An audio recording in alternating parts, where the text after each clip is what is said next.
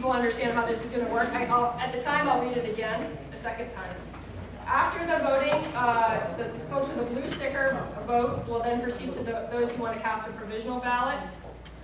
And again, individuals who believe they are eligible to vote in the caucus but who do not appear on the ward or town committee paperwork on file with the State Office of Campaign and Political Finance may vote provisionally. And I'll explain the Gloucester situation as well. The provisional ballots are identical to the regular ballots, but they will be placed in a sealed envelope, each ballot individually. And then those envelopes will be kept in a secure location.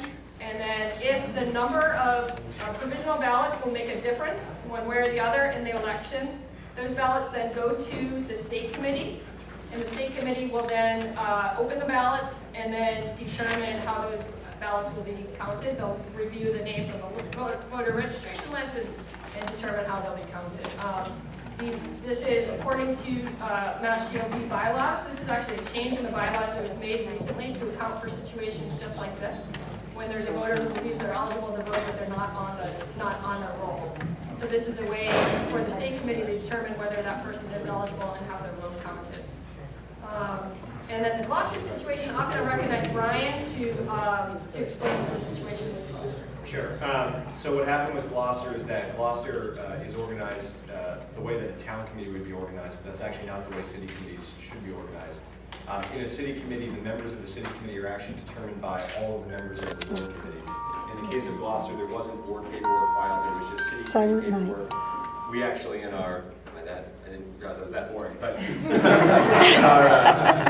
in our state committee bylaws, we actually never technically refer to state committees. We only refer to board and town committees, since the members of the town committee or the members of the city committee are automatically just whoever is the bulk of the members of the board committee. So in the case of Gloucester, everyone should cast a provisional ballot if you believe you're a member of the committee, and then the state committee will make a determination on that later. What used to happen, as Amy alluded to, was that we just wouldn't let people that were improperly filed vote. So there was never an individual determination of whether those votes should count or not. So in this case, if let's say one candidate has 50 votes, one candidate has 10 votes, and there's 5 provisional ballots, we won't ever look at them because they couldn't affect the outcome. But if the number of provisional ballots is larger than the margin between the two candidates, then we'll save those and we'll announce the result at the state committee meeting in September. So, did you have a question about the provisional ballots? Yes. When you say that the state committee will decide, what kind of options do they have to decide? So they'll look at each ballot.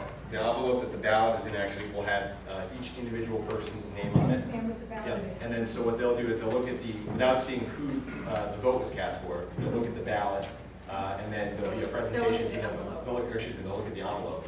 So they won't get to see the ballot or who was voted for. And they'll look at the envelope and say, okay, this person was on the Gloucester City Committee paperwork, the Gloucester City Committee was organized improperly, and then it'll be up to the state committee to determine whether or not those votes should count. In principle, they'll deal with those ballots individually, but in practice, they'll probably make one determination of whether all of the Gloucester ballots that have the same issue should count or not. So I can tell you, speaking as a member of the state committee, we often look to intent and not purpose, and it was a technical violation in this case.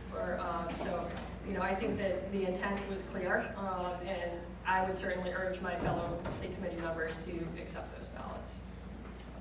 I'm just trying to understand what the intentions are. I hate to see a candidate lose because the state committee decided that the people who sit on the Gloucester City Council shouldn't be able to vote or something. And I think, I sympathize with that view, and I think many of our fellow committee members would feel the same. Why didn't the state committee pick up on this and contact the Gloucester committee to make the correction? If they didn't pick up on it, then I don't see how they now can make it an issue, okay? If they accepted her paperwork and all these people who are voters, I mean, you want to talk about disenfranchising people? These people not only go to their committee meetings, and I'm not from Gloucester, so I'm not speaking for myself here. I'm just looking at this as a former chairman of a committee for 12 years. And I'm going, excuse me, but you're going to tell these people they're disenfranchised because of an error that you, state committee, failed to pick up on. Well, this is, Right. So actually, let me just add to this. So as the chair of the Gloucester Republican City Committee, who organized initially by individual wards, and many of you who are from Gloucester know, because I would go to your house and I would have you sign for your individual ward, so you could be a secretary or a treasurer or the chairperson of each individual ward. But we always, for years, from the building the committee, always met as an actual city committee, because there just weren't enough people to actually have separate town committees. How many chair people are in the room? Yes, it's very hard to build your town committee. Agreed? So don't break it up. We wanted the city committee to meet together. Now, not knowing there was going to be a special election, Amanda came to me and said, hey Luke, I want to get all of these organized by individual towns, because the ward filing should be that way. And Amanda was 1000% right.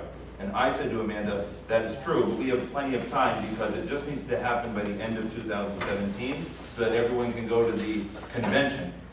Then all of a sudden, this special election came up. And unbeknownst to all of us, really myself, not Amanda, but me, it was brought to my attention that actually then Gloucester would have to vote provisionally. Now at first I said, well that really stinks, because nobody's vote shouldn't count.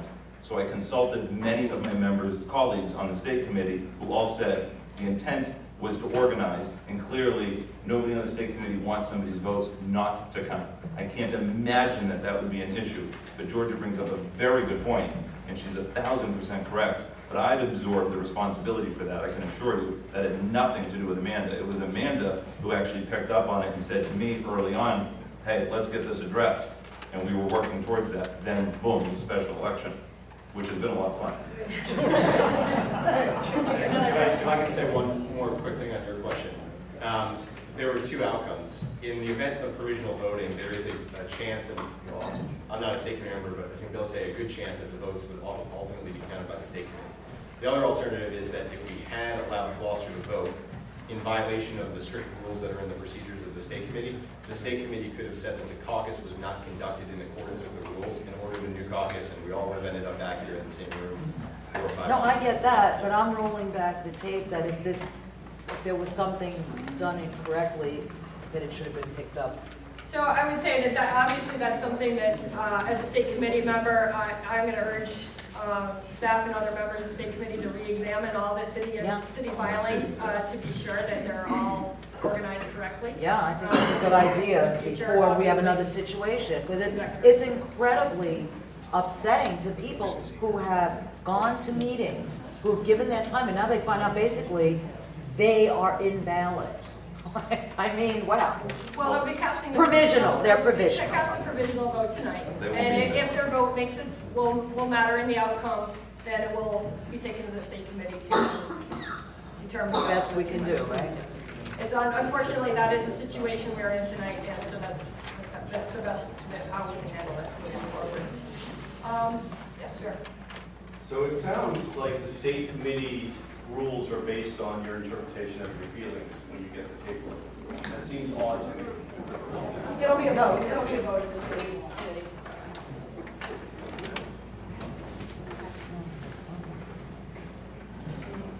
So, my question is about the results. When will the results be posted, and when will the winner start representing the state committee? When does that all take effect?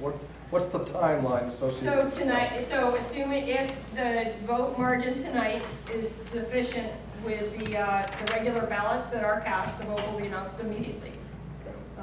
And then, is there paperwork in this? The state committee has to ratify the results of the caucus before the person technically takes office as a state committee person. But in principle, people start serving or doing the job of the role. Okay. So, But either way, the state committee has to ratify the results. That meeting's on September 13th. so that'll be the next regular committee, the state Next committee regular. in September. But this person could start acting in an interim category?